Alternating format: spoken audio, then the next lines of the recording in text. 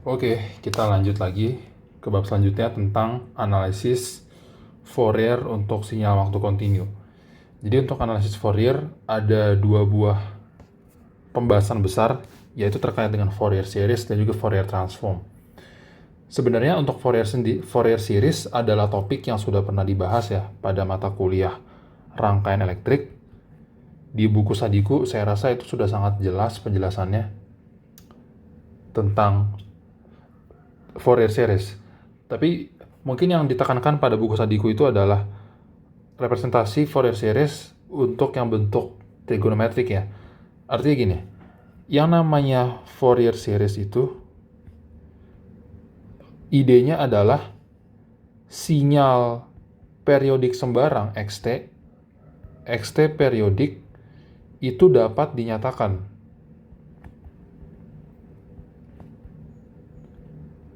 sebagai kombinasi linear, sebagai penjumlahan gitu ya, kumpulan penjumlahan kombinasi linear dari sinyal-sinyal sinusoid.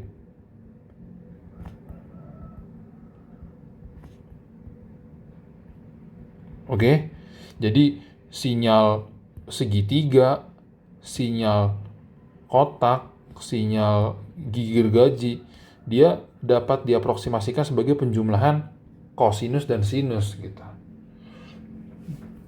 Jadi itu ide besarnya tentang Fourier series. Nah, jadi ada dua buah bentuk seperti saya bilang, ada dua buah bentuk dari representasi Fourier series, yaitu bentuk yang udah pernah dibahas pada buku Sadiku mata kuliah RE, yaitu bentuk trigonometrik dan juga bentuk eksponensial kompleks.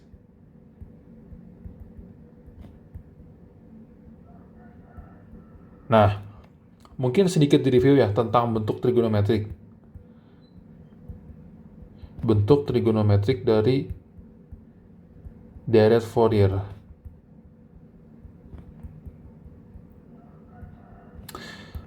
Jadi, kalau kita punya sebuah sinyal periodik sembarang xt,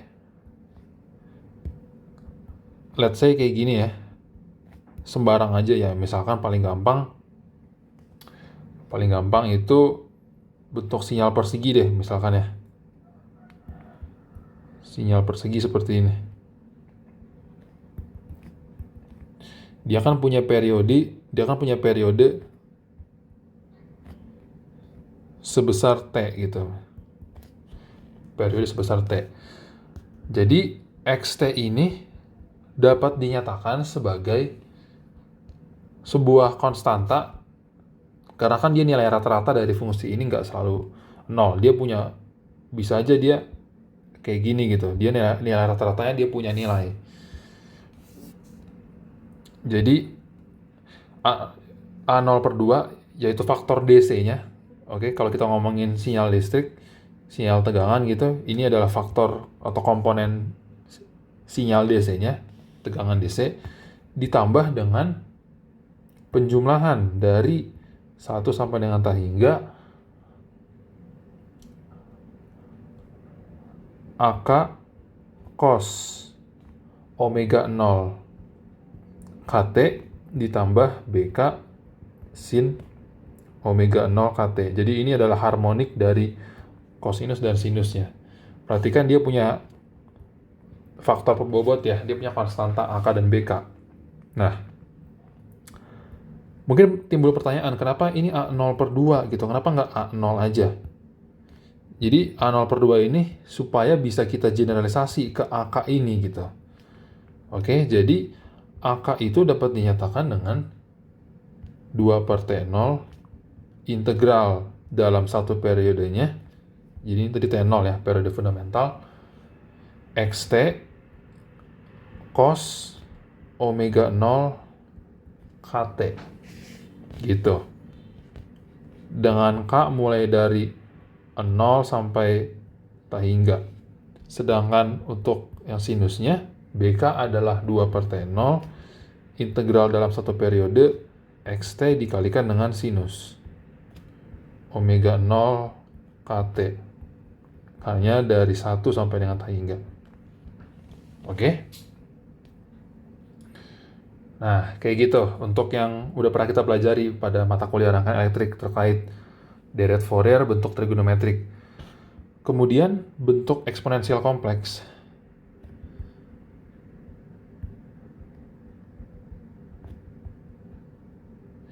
Sebenarnya pada dasarnya sama aja. Karena kan kita tahu ya, berdasarkan identitas Euler, E pangkat J kotak sama dengan cos kotak tambah J sin kotak. Jadi pada dasarnya sebenarnya bentuk trigonometrik sama bentuk eksponensial kompleks itu adalah bentuk yang setara gitu. Nah, kalau bentuk eksponensial kompleks dia seperti ini bentuknya. Xt itu dapat dinyatakan sebagai penjumlahan dari K sama dengan minus ta hingga sampai dengan ta hingga CK yaitu koefisien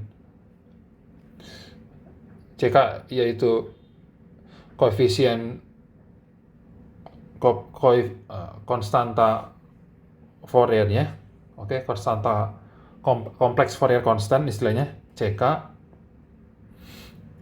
E pangkat J omega 0 K T. Oke, dengan omega 0 itu dari tadi ada omega 0, ada omega 0 ya. Omega 0 itu adalah 2pi per T0 gitu. Dengan T0 tadi adalah periode fundamental. Oke. Nah, kurang lebih kayak gitu sih terkait dengan deret Fourier. Kemudian mungkin perlu diingatkan lagi ada satu hal penting terkait dengan teorema Parseval.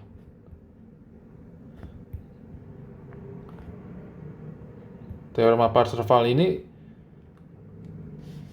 menyatakan bahwa untuk mencari daya, kita kan biasanya secara konvensional menghitungnya kayak gini ya. Seperperiode integral dalam satu periode dari xt kuadrat dt. Nah, teorema ini menyatakan bahwa kita bisa juga mencari daya rata-rata dari sinyal kita dengan cara menjumlahkan semua dari CK-nya, tapi nilai mutlak kuadratnya gitu. Seperti ini. Nah, itu terkait dengan deret Fourier. Mungkin untuk transformasi Fourier tidak akan dibahas di sini. Karena pada intinya ya, ini sedikit konsep aja, nggak akan dibahas secara detail. Yang namanya transformasi Fourier itu basically adalah deret Fourier, tapi kita anggap bahwa periode fundamentalnya itu menuju ta hingga. Oke? Dan deret Fourier, transformasi Fourier kaitannya dengan transformasi Laplace yang udah kita bahas, dia adalah kasus khusus dari transformasi Laplace. Nah, jadi transformasi Fourier dari sinyal xt dia pada dasarnya adalah transformasi Laplace dari sinyal xt, tapi nanti S-nya kita ganti dengan j omega. Udah gitu aja. Jadi semua sifat-sifat yang udah kita pelajari tentang transformasi Laplace itu berlaku untuk transformasi Fourier. Paling yang perlu diingatkan adalah nanti kan hasilnya tuh, hasil dari transformasi Fourier dia kan adalah x omega. Dia kan pasti bernilai kompleks ya. Dia bernilai kompleks karena di sini ada j-nya. Dia bernilai kompleks sehingga bisa dinyatakan dalam bagian real ditambah bagian imajiner. Nah, yang sering dilakukan adalah dari hasil ini nanti kita bagi dua nih, kita pisahkan antara magnitud dengan sudut fasanya gitu. Dan ini adalah hal yang sering banget kita lakukan dan sudah pernah kita lakukan gitu pada dasarnya ketika kita menganalisis rangkaian dalam domain frekuensi. Kita kan udah belajar ya pada mata kuliah rangkaian elektrik gitu. Kita punya sumber sinusoid, ada rangkaian gitu ya, ada induktor, ada kapasitor, ada resistor, dan seterusnya. kita nyatakan nih, ini dalam J omega L, ini jadi seper J omega C gitu. Nah, nanti kan nilai-nilainya itu akan bernilai kompleks dan dia bisa dinyatakan dalam bentuk ini, dalam bagian magnitudenya dan bagian sudut fasanya. Itu sedikit saja sih tentang transformasi Fourier. Nah, mungkin biar sedikit ilustrasi ya. Dan kita juga akan bahas nih tentang deret Fourier, contoh soalnya. Tapi gue akan jelasin dulu tentang transformasi Fourier, contohnya. Ya, paling gampang gini aja deh, yang udah pernah kita pelajari pas mata kuliah rangkaian elektrik. Kita punya rangkaian RC. Nah, ini dia berupa filter nih. Kita lihat aja dia apakah low pass filter atau high pass filter. Tapi kayaknya sih ini bakal berupa low pass filter. R, ini C, ini ada sumbernya, XT. Atau VT deh, biar tegangan. Nah, ini outputnya, V0T, ini VIT. Kalau kita nyatakan persamaan diferensialnya, oke? Persamaan diferensialnya kan kita bisa pakai KVL ya, KVL. Dengan KVL kita punya minus VI tambah I dikali R ditambah V0 sama dengan 0. Nah, besaran yang kita pingin adalah I. Kita nggak mau ada variabel I, tapi kita bisa menghubungkan I ini dengan arus yang melewati kapasitor. Pada kapasitor kan arus itu dapat dinyatakan dengan C dV per dt ya. Dalam kasus ini adalah dV0 per dt. Berarti minus VI ditambah RC d V0 per dt, atau saya tuliskan dengan V0 dot tambah V0 sama dengan 0. Nah, kita udah punya persamaan diferensialnya. Kita akan lakukan ini, transformasi Fourier. Berarti kita punya minus VI sebagai fungsi omega gitu ya, tambah VO 1 tambah RC. Nah, diturunkan sama dengan dikalikan dengan J omega. Oke. Sama dengan kalau sifat ini ya, kalau sifat transformasi Laplace kan kita punya ya. Kalau kita punya dx dt, kita transformasi Laplace kan menjadi S dikali XS gitu. Nah, kalau dalam kasus transformasi Fourier, S-nya sesimpel diganti J omega gitu. Sama dengan 0. Berarti kita punya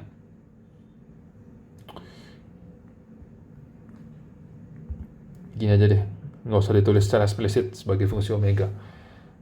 Berarti kita punya V0 per VI yang merupakan fungsi transfer adalah 1 per 1 tambah J omega RC. Nah, ini kan bisa kita nyatakan ya sebagai magnitude dan juga sudut fasanya. Pangkat J sudut fasanya. Nah, magnitudenya itu dapat kita hitung dengan 1 per akar 1 ditambah omega RC kuadrat. Sedangkan sudut fasanya adalah 0 dikurang tan inverse itu. Berarti minus tan inverse omega RC. Kayak gitu. Oke. Nah, itu terkait transformasi Fourier ya. Sekarang kita kembali lagi ke deret Fourier. Contoh soal ya.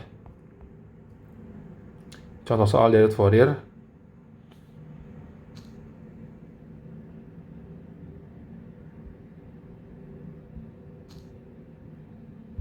Oke.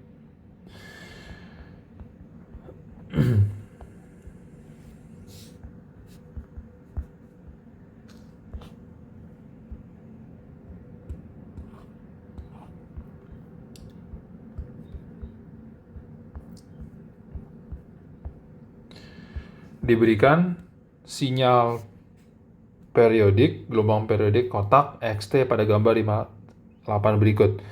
Carilah representasi eksponensial kompleks dari deret Fourier untuk X. Oke. Bagian A. Tadi ingat-ingat lagi, untuk yang bentuk eksponensial kompleks, kita punya ini, XT itu adalah penjumlahan dari CK bla bla bla. Nah, tadi saya juga lupa untuk memberitahu ya, apa itu CK, gimana cara kita mencari CK. CK itu adalah seperti 0 integral dalam satu periode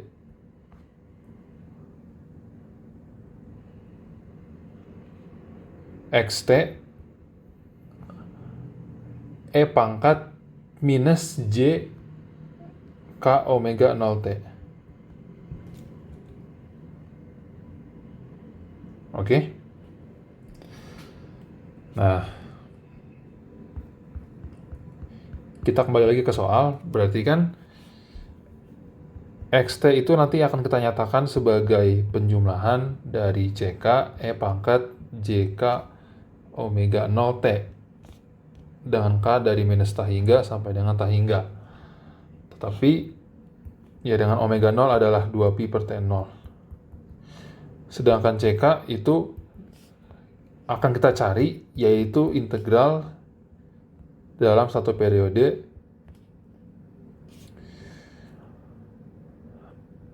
XT E pangkat minus JK omega 0T dt. Gitu. Oke, kita coba hitung integralnya. Berarti kan dari gambar ini kita bisa hitung, jadinya seperti 0. Yang gampang kita ambil dari integral dari 0 sampai dengan T0 ya. XT E pangkat minus JK omega 0T dt. Nah, integralnya hanya terdefinisi dari 0 sampai dengan T0 per 2. 0 sampai T0 per 2. Dan pada saat itu nilai XT adalah A. A E pangkat minus JK omega 0T dt. Ya, ini adalah A per T0 dikali minus seper JK omega 0 E pangkat minus JK omega 0 T dari 0 sampai dengan T0 per 2. Berarti ini adalah A per T0 dikali seper JK. Mungkin omega 0 saya tulis saja ya. Berarti kan 2pi, ini T0, saling coret. Ini jadi tersisa 1 dikurang, ya kan ini kan ada minusnya, tapi saya langsung balik tandanya. 1 dikurang E pangkat minus JK omega 0, yaitu 2pi per T0 dikali T, kali T0 per 2. Yaitu A per 2pi JK dikali 1 dikurang E pangkat minus T0-nya coret, 2-nya coret, E pangkat minus JK pi. Nah, E pangkat minus JK pi itu bisa nih kita teliti lagi. E pangkat kotak adalah cos kotak, E pangkat J kotak adalah cos kotak tambah J sin kotak. Berarti E pangkat J minus Kpi adalah cos minus Kpi tambah J sin minus Kpi. Nah, sin minus Kpi udah pasti 0, berarti tersisa cos minus Kpi. Cos minus Kpi sama dengan cos Kpi, yaitu min 1 pangkat K ya. Berarti ini adalah A per 2pi JK dikali 1 dikurang min 1 pangkat K. Itu dia.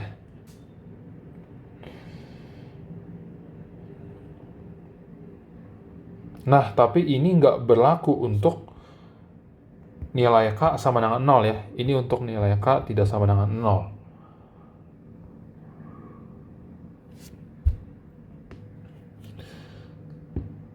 Untuk nilai K sama dengan 0, kita cari bahwa copy paste lagi. Dari sini aja langsung. Kita ambil dari sini. Untuk nilai K sama dengan 0, C0 adalah seperti ini, yaitu A dikali setengah, A per 2. Nah, berarti kita peroleh representasi kompleksnya ya. Representasi Dirichlet Fourier eksponensial kompleksnya adalah A per 2 ditambah A per 2 Pj sigma K sama dengan minus tahingga sampai tahingga seperkanya masuk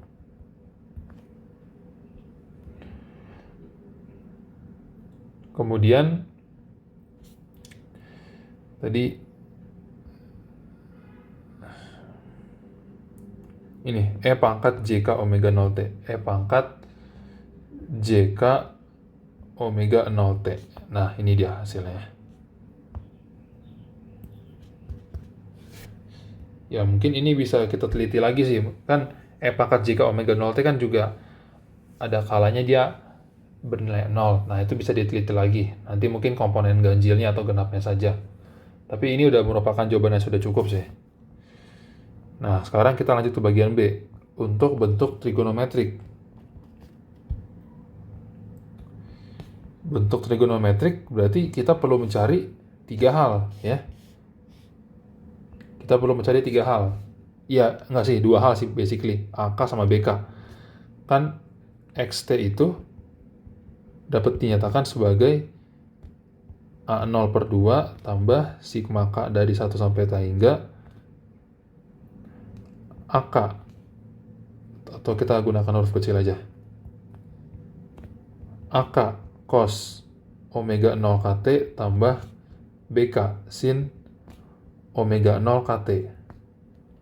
Nah, AK itu adalah 2 per T0 integral dalam satu periode, berarti dari 0 sampai dengan T0 XT cos omega 0 KT dt. Oke, kita pastikan dulu. Nah, sudah betul. Berarti adalah 2 per T0 integral dari 0 sampai T0 per 2 A cos omega 0 KT dt.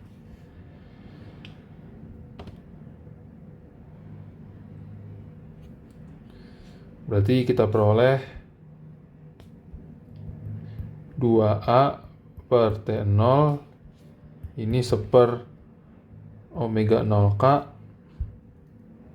Integral cos adalah sin omega 0K T dari 0 sampai T0 per 2. Berarti 2A per T0 dikali seper 2pi T0 yang naik.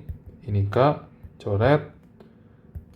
Sin 0 itu 0. Sin omega 0 atau sin 2pi per T0 dikali K dikali T0 per 2. Coret-coret sin pi K.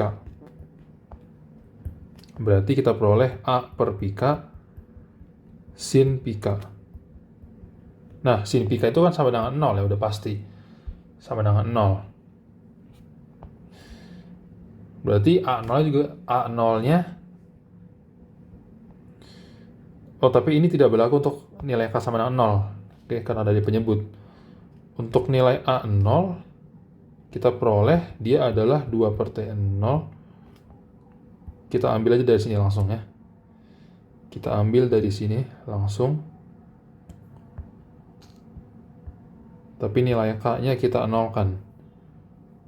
Cos 0 berarti 1. Nah, berarti 2 per T0 dikali A T0 per 2. Yaitu A. Berarti A0 per 2 adalah A per 2. Kayak gitu. Kemudian BK. BK itu adalah ini. Tapi dia sinus.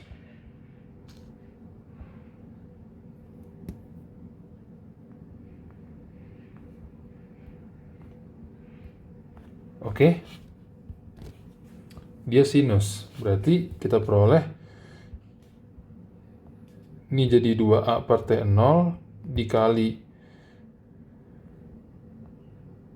1/, omega 0K minus, ini jadi cos. Ini kan karena integral sin adalah cos, adalah minus cos. 0 sampai T0 per 2. Jadi kita peroleh